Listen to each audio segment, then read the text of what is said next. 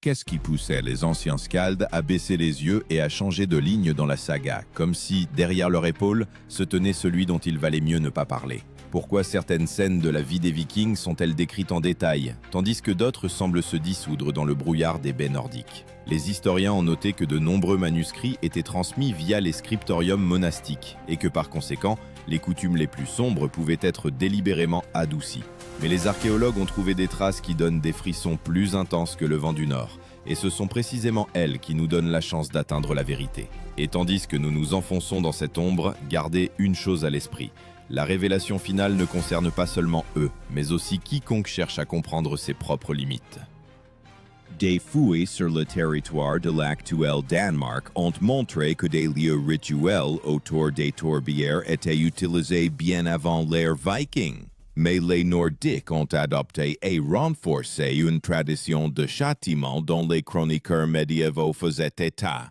Cette forme cruelle d'exécution publique, que l'homme moderne comparait à une exclusion démonstrative de la société, a plus tard reçu le nom de Rastkesting, l'exil avec privation de tous les droits. Les Skalds ne le décrivaient presque jamais directement, mais les juristes mentionnaient. L'homme devenait hors la loi, et n'importe qui pouvait le punir sans conséquence. Imaginez un guerrier qui, hier encore, partageait le butin avec ses compagnons et qui aujourd'hui marche dans la forêt, où chaque bruissement devient une menace, comme si la terre elle-même se transformait en chasseur, et vous, en proie.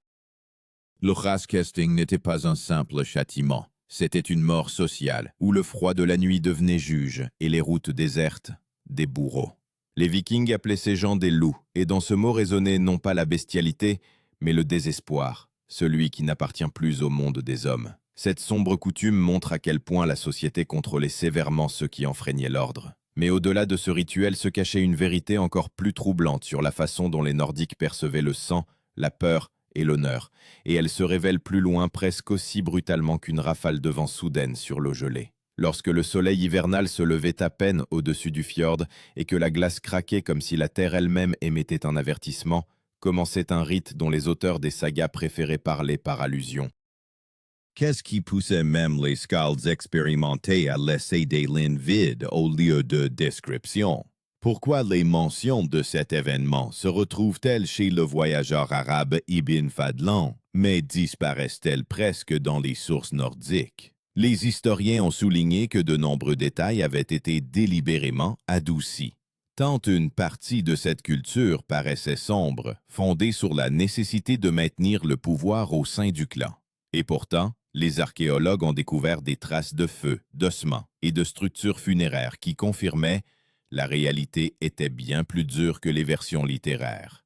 Et tandis que nous progressons, rappelez-vous, la boucle ouverte au début n'est pas une vaine menace, car c'est précisément ici que commence à se manifester ce qui touche chacun qui tente de comprendre quelle décision un être humain est capable de prendre pour sa survie. Il s'agit d'un rituel qui, chez l'observateur arabe, a suscité à la fois l'horreur et l'admiration, les sacrifices lors des funérailles solennelles d'un chef. Selon ses dires, une partie des tribus nordiques pouvait inclure une jeune servante dans ce rite, et son rôle est interprété comme un symbole du passage du maître dans l'autre monde. Cependant, les chercheurs modernes ont souligné à plusieurs reprises qu'il est impossible de généraliser ces données à tous les Vikings, car les coutumes différaient selon les régions. Mais le fait demeure, les témoignages écrits parlent de rituels sacrificiels, et les découvertes dans les sépultures confirmaient la présence de restes humains n'appartenant pas seulement au principal inhumé. Ce rituel effrayant a plus tard reçu le nom de Blot, une offrande sacrificielle qui renforçait le lien entre le monde des vivants et celui des esprits. Il est important de comprendre, le Blot n'était pas toujours sanglant, mais ce sont précisément les variantes funéraires qui devenaient les plus lourdes lorsqu'un chef était considéré comme une figure dont la mort exigeait un accompagnement. Les historiens expliquaient le terme Blot comme une offrande, mais dans la vie réelle, ce mot sonnait comme un coup de cloche avant que les gens ne prennent une décision qui déterminait leur destin. Imaginez la flamme du navire funéraire, qui s'élève au-delà de la hauteur humaine et se reflète dans les yeux de ceux qui se tiennent aux abords de la plateforme. L'odeur de la résine, mêlée au givre, semble repousser les frontières entre les mondes. À ce moment, la servante, choisie pour accompagner le chef, devenait un symbole de transition, tel le dernier rayon avant la disparition du soleil dans une tempête hivernale. Son souffle était court, et ses pas, lourds parce que chacun comprenait, elle s'en va là d'où personne ne revient. Les archéologues ont remarqué, sur certaines plateformes funéraires, ils ont trouvé des restes de cordes, de tissus organiques et des traces de foyer, ce qui correspondait aux rituaux décrits, bien que leur étendue soit encore débattue à ce jour. La tactique de déroulement du rite était strictement ordonnée. D'abord la purification, ensuite l'offrande aux esprits, puis l'envoi du défunt principal sur le chemin de feu. Cet ordre soulignait l'importance du lien entre l'honneur du clan et la préservation de la tradition. Et pourtant, derrière ce feu se tenait toujours une autre ombre. La question de ce qui poussait les gens à prendre part à une telle action. La réponse à cela se cache dans la coutume suivante, qui était rarement consignée par écrit, mais dont les traces étaient trouvées là où la terre conservait la mémoire mieux que n'importe quel manuscrit. Quand, aux abords de la colonie, un vent humide se levait, déchirant la fumée des foyers, les gens entendaient un son court et sourd, semblable à un coup de pierre sur un bouclier. Un tel son devenait souvent le dernier avertissement pour ceux qui enfreignaient les limites de l'honneur. Pourquoi donc les sagas, habituellement si détaillées dans la description des victoires et des défaites, ne parlaient-elles presque pas du mécanisme des punitions au sein de la communauté? Les historiens ont noté que les auteurs préféraient décrire les exploits plutôt que les conflits internes, parce que ces derniers déshonoraient le clan. Mais les fouilles archéologiques en Islande et en Norvège montraient, aux abords des colonies, on trouvait des restes présentant des signes de fractures multiples, infligés par des objets contondants, ce qui coïncidait avec les descriptions de châtiments transmis oralement. Et tandis que nous analysons cette ombre, rappelez-vous cette boucle ouverte apparue au tout début. Elle ne concerne pas seulement la cruauté, mais aussi les décisions humaines, devant lesquelles tout spectateur moderne se posera involontairement la question de ses propres limites. Ce rituel a plus tard reçu le nom de Holmgang, un duel sur une aire limitée, qui servait de moyen de résolution des litiges. L'homme moderne le comparerait à un processus juridique où, au lieu du juge, la force et l'endurance décidaient. Les historiens ont souligné, bien que les sagas elles-mêmes décrivissent le Holmgang comme un duel formel, en réalité il se déroulait rarement loyalement. Dans certaines régions, il existait des règles spécifiques et selon celles-ci, les participants pouvaient choisir à l'avance leur arme et le lieu. Mais les découvertes archéologiques montraient, loin de là, tous ces duels ne se terminaient pas par une mort rapide. Parfois, ils se transformaient en un passage à tabac épuisant, où coup après coup brisait les os de l'homme, jusqu'à ce qu'il perde la capacité de poursuivre le litige. Avant d'expliquer le terme, laissons-nous peindre une image. Imaginez une petite aire en pierre, recouverte de sable, où le vent fouette le visage, comme s'il tentait de couper le souffle, et le cercle autour de vous, comme une arène, où il n'y a pas de spectateurs, seulement des témoins. C'est précisément un tel duel que l'on appelait Holmgang, et son sens était de résoudre un litige de manière à ce que le vainqueur n'ait aucun doute, et le vaincu, aucune possibilité. Le Holmgang n'était pas seulement une bataille, mais un acte juridique, et la défaite signifiait la perte de l'honneur, de la terre ou de la vie. Une image se crée. Deux hommes se tiennent face à face dans un brouillard humide, et chacun tient un bouclier sur lequel sont déjà visibles les traces d'anciennes blessures. Le bouclier pesait environ 8 kg, ce qui rendait chaque coup non seulement lourd, mais aussi épuisant. La respiration des adversaires devenait saccadée, comme une rafale de vent de la mer, et les pas sur la pierre résonnaient comme des battements de cœur avant une décision inéluctable. De nombreux chroniqueurs mentionnaient « les spectateurs se tenaient silencieux car tout mot pouvait perturber l'équilibre sacré ». Les archéologues ont trouvé près de ces aires des restes de fragments de bois, peut-être des parties de boucliers, ainsi que des traces de sang qui s'étaient conservées dans les fissures de la pierre. Cela confirmait que les duels se déroulaient régulièrement. Ils étaient conduits selon un ordre strict. D'abord, l'annonce du litige, puis le choix du lieu, puis l'affrontement lui-même, qui pouvait durer jusqu'à ce que l'un des participants refuse de continuer ou perde la capacité de se tenir debout. Mais derrière la forme extérieure se cachait un autre détail, bien plus effrayant. Parfois, le perdant ne mourait pas immédiatement.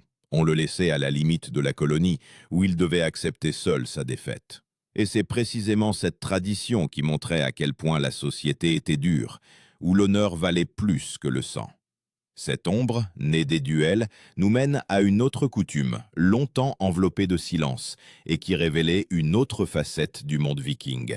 Une facette où la peur servait d'instrument, et où le souvenir de la violation de l'ordre pouvait vivre des générations.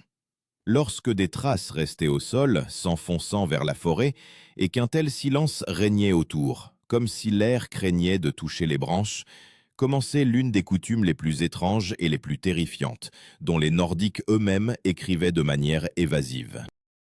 Pourquoi les sagas, capables de décrire les batailles jusqu'au dernier souffle, passaient-elles presque sous silence les méthodes d'intimidation utilisées au sein de la communauté? Les historiens ont remarqué que ce sujet était tabou, car il démontrait cette limite du pouvoir qui était rarement une source de fierté.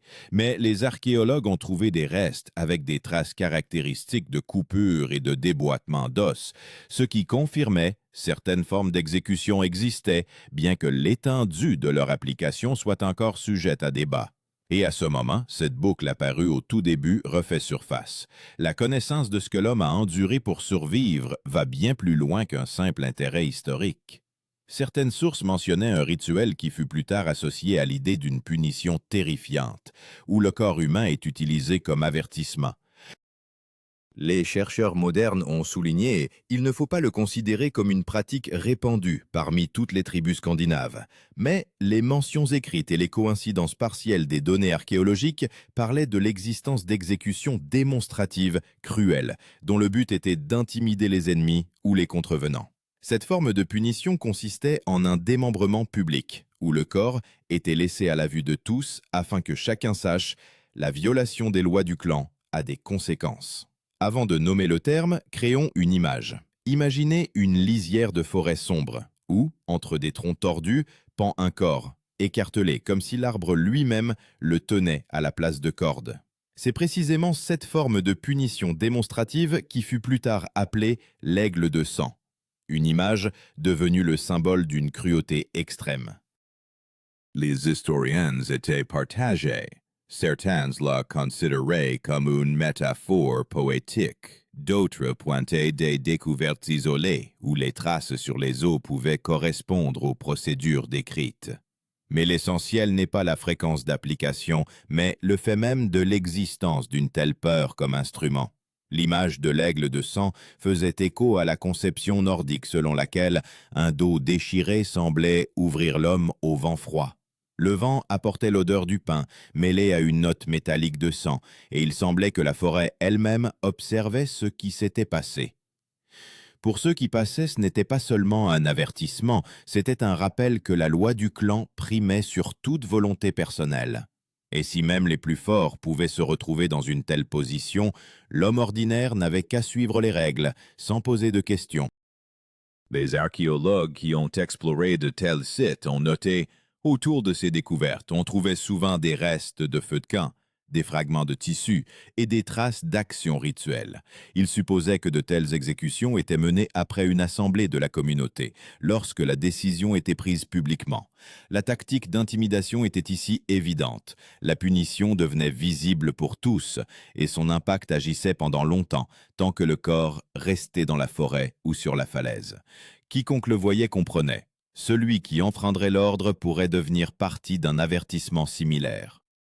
Mais le plus terrifiant ne résidait pas dans la procédure elle-même, mais dans le silence qui s'ensuivait. Ce silence rendait la peur vivante, presque palpable. Et c'est précisément lui qui permettait à la société de maintenir le contrôle sans punition constante. Un seul exemple suffisait. Cependant, derrière cette intimidation se cachait une autre couche de culture, bien plus personnelle et contradictoire, une coutume liée à la famille, à l'héritage et à la manière dont les Nordiques comprenaient le lien entre le clan et l'âme. C'est là que mène l'ombre suivante, qui émerge de la structure même de leur monde, où la mort pouvait être non pas une fin, mais le début de nouvelles obligations. Quand la lumière commençait à faiblir dans la maison, et que les ombres près du foyer s'allongeaient, les Nordiques croyaient. C'est précisément à ces moments que les frontières entre les mondes se déplaçaient, et que le clan ressentait le souffle de ceux qui étaient déjà partis. Pourquoi les sagas mentionnaient-elles si souvent le devoir envers les ancêtres, mais n'expliquaient-elles presque jamais quelle peur se cachait derrière ce respect?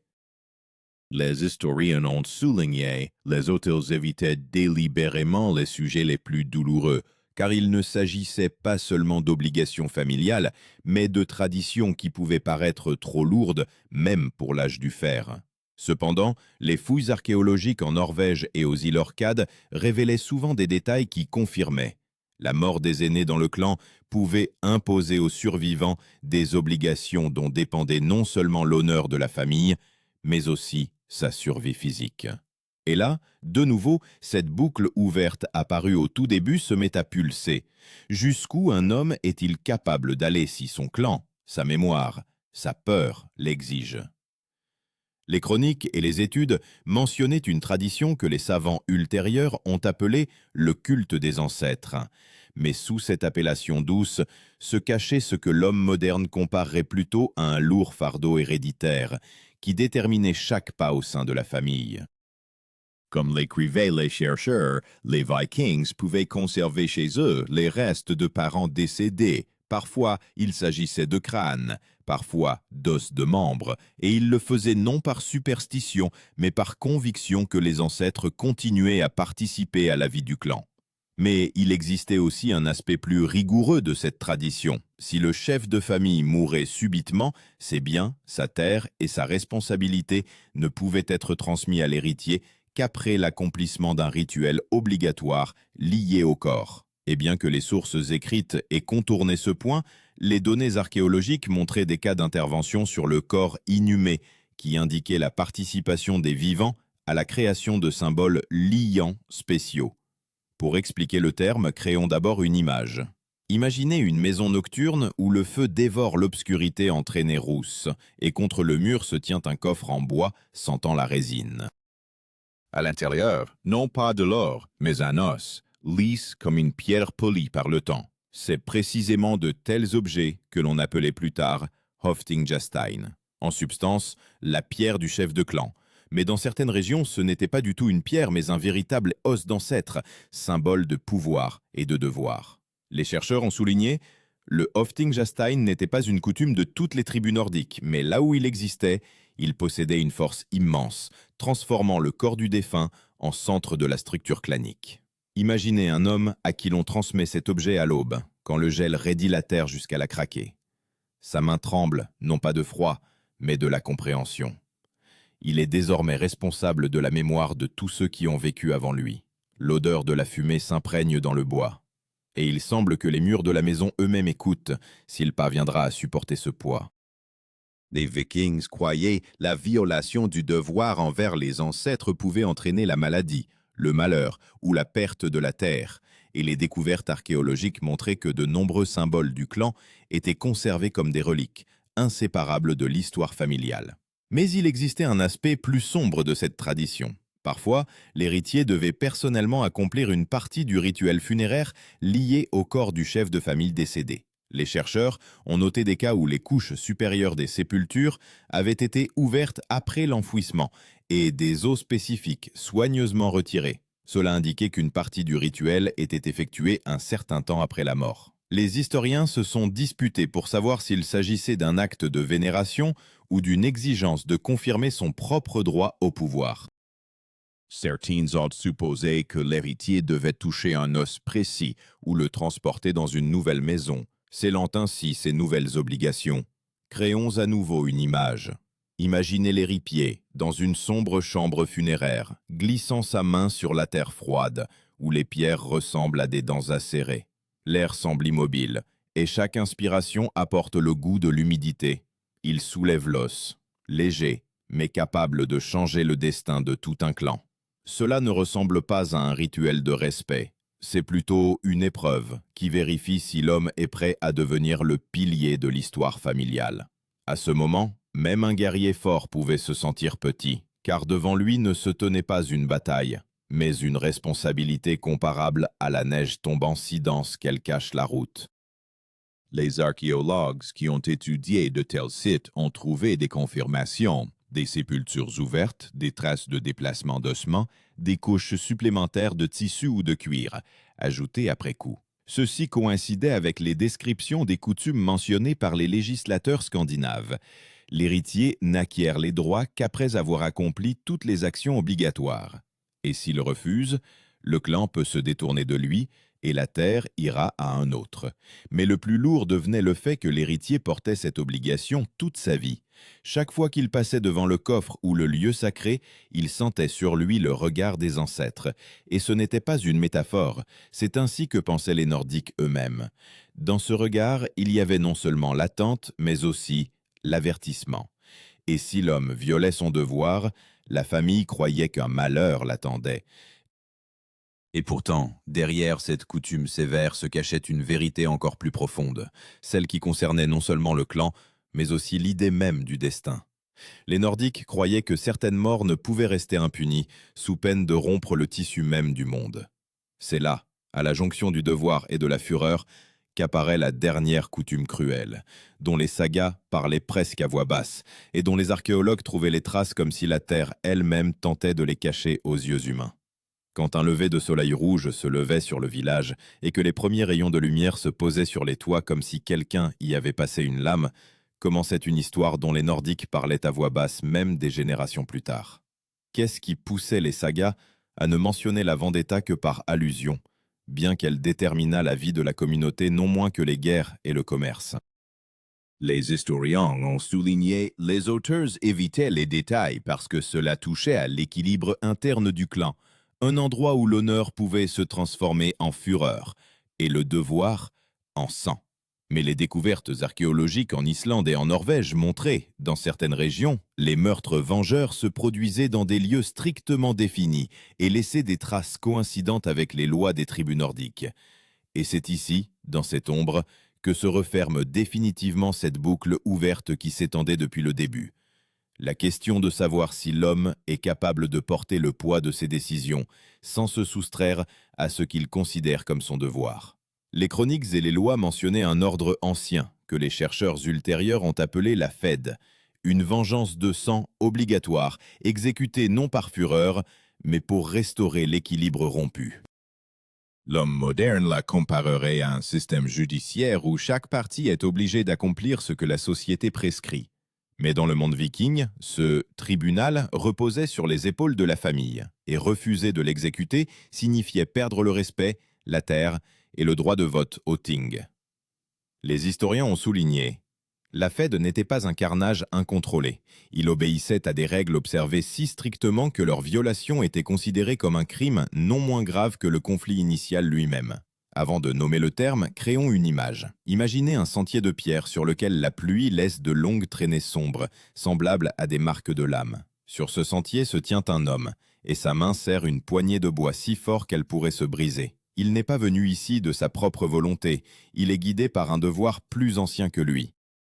C'est précisément cette vengeance obligatoire que l'on appelait plus tard la Fed, et son essence était que le clan devait restaurer la justice à tout prix. La Fed ne signifiait pas toujours le meurtre. Parfois, le clan pouvait accepter une rançon, appelée vergeld, le prix de l'homme. Mais les données archéologiques montraient, loin de là, tous les conflits ne se terminaient pas par la paix. Les chercheurs ont trouvé des restes d'hommes avec des blessures infligées par la même arme, ce qui indiquait des rencontres préparées à l'avance. Ces affrontements ne se déroulaient pas sur un champ de bataille, mais dans des endroits reculés, près des clôtures de champs, dans des ravins profonds où personne ne pouvait intervenir. Ce n'était pas de la fureur, c'était une obligation à laquelle on ne pouvait se soustraire. Imaginez deux représentants de clans se rendant à la limite des terres, où le vent apporte l'odeur de l'herbe humide et de la pierre mouillée. La respiration devient courte, les muscles tendus. Ni cris, ni menaces, seulement un calcul froid. Tout se passe vite, comme une rafale soudaine de vent du nord. Un coup, un autre, un pas en arrière, le silence. Le corps tombe au sol et il semble que la terre elle-même absorbe cette chute comme une partie d'une loi ancienne. Les témoins se tiennent silencieux, car la parole à ce moment n'a pas de force. Seule la tradition en a. Les archéologues qui ont étudié de tels lieux ont déclaré, parfois, on trouvait des amas de pierres sous lesquels gisaient des corps sans accessoires funéraires, un signe que l'homme avait été tué dans le cadre d'une obligation, et non au combat. Les couches de terre autour montraient l'absence d'une longue présence du corps à la surface, ce qui coïncidait avec la procédure connue. Le meurtre était commis rapidement, le corps était caché tout aussi rapidement, et le clan rentrait chez lui, considérant le devoir accompli. Dans certaines régions, on trouvait des marques en bois indiquant l'endroit où l'acte de Fed avait été commis. Elles ressemblaient à des repères de chemin, mais servaient de rappel. Le devoir est accompli, la paix est restaurée. Mais le plus lourd dans cette coutume n'était pas le coup ni la mort. Le plus lourd était que l'homme qui accomplissait la Fed devenait un lien entre le passé et l'avenir. Il ne se vengeait pas pour lui-même, il se vengeait pour ceux qui avaient vécu avant lui et pour ceux qui vivraient après. Et s'il refusait d'accomplir son devoir, la honte s'abattait sur tout le clan. Les Vikings croyaient la place d'une famille dans le monde dépendait de la manière dont elle respectait les règles, et leur violation pouvait entraîner la destruction de la structure même de la société. Dessinons une dernière image. Imaginez un homme rentrant chez lui après avoir accompli la Fed. Ses mains tremblent, mais il s'efforce de le cacher. La fumée dans la maison semble plus dense que d'habitude, et les regards des proches plus silencieux. Il n'y a ni félicitations, ni approbation. Ce n'est pas une victoire, mais un poids qu'il portera toute sa vie. Chaque fois qu'il passe le seuil qu'il a franchi après avoir accompli son devoir, il lui semble que ce seuil se souvient de ce qu'il a fait. Et ce souvenir est plus fort que la lame, plus fort que la peur. Et c'est ici, à ce point, que toutes les ombres des coutumes précédentes fusionnent en une seule. Les Vikings n'étaient pas des fous assoiffés de sang. C'étaient des hommes qui avaient lié leur vie à des lois exigeant une immense force intérieure. Et c'est précisément cette force, et pas seulement les armes ou les navires, qui en a fait un peuple dont on se souvient des siècles plus tard. Maintenant que vous avez entendu tout ce qui se cachait derrière les sagas, il ne reste qu'une question à poser. S'il vous fallait accomplir un devoir qui pourrait briser même les plus forts, seriez-vous capable de faire un pas en avant? Aujourd'hui, dans un monde où les conséquences se mesurent par des mots et non par l'acier, nous sommes néanmoins confrontés à des décisions qui exigent du courage, et quiconque étudie cette histoire se demande inévitablement « Que reste-t-il en nous de cette résilience qui permettait aux Nordiques d'aller jusqu'au bout, même lorsque le chemin devant eux était couvert de givre sanglant ?»